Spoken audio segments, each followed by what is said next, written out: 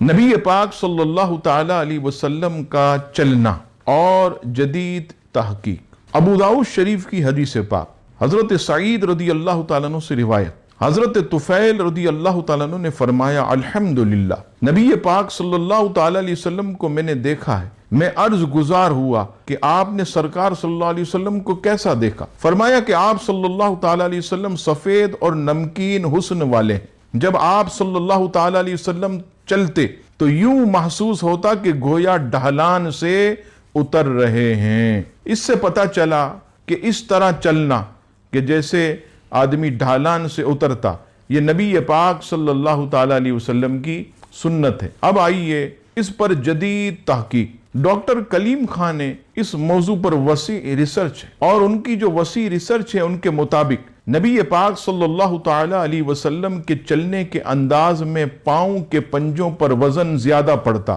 اور اس کے بے شمار فوائد ہیں۔ نمبر 1، جو شخص اس انداز سے چلے وہ کبھی جوڑوں کے مرض میں مبتلا نہیں ہوگا۔ نمبر 2، پہلے اس انداز سے چلنے کی مشق کرے، پھر چلنا شروع کرے۔ جیسے پہلے وہ ایسے چلے جیسے ڈھلان سے اترتا، ایسے مشق کرتا رہے تاکہ اس کو لمبے سفر کے اندر جو ہے وہ تھکن نہ ہو۔ اب آئیے نمبر 3، یورپین سیاحوں کی معلوماتی کتابوں میں یہ بات واضح ہے کہ اگر سفر لمبا اور طویل ہے تو پاؤں کے پنجوں پر وزن دے کر قدرے جھک کر چلو، سفر جلدی طے ہو جائے گا۔ نمبر 4، اس انداز سے چلنے والوں کی نگاہ تیز ہوتی ہے۔ نمبر 5، اعصابی کھچاؤ اور بے چینی ختم ہو جاتی ہے۔